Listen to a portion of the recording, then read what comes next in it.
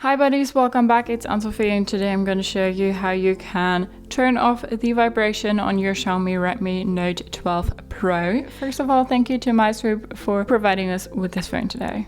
For that, you want to go to your settings and then you want to go to sound and vibration. And here you have an overview of all your sounds, sound assistant, control notification sound, silent mode, silence media and silent mode, do not disturb, additional settings, and then we have here vibrate for calls, vibrate in silent mode, and then we have the most important, the haptic feedback. You can first of all set the intensity of the haptic feedback here, and then you can just turn it off in general, because if you think about it, when your phone needs to vibrate every time you touch something, that can be really battery consuming. So we turn that off to save some battery and also just to not have it.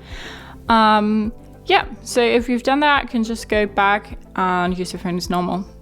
So that's how you can turn off the vibration on your Xiaomi Redmi Note 12 Pro. I hope you liked it, hope it helped. If so, thumbs up, share and subscribe, and I hope to see you next time.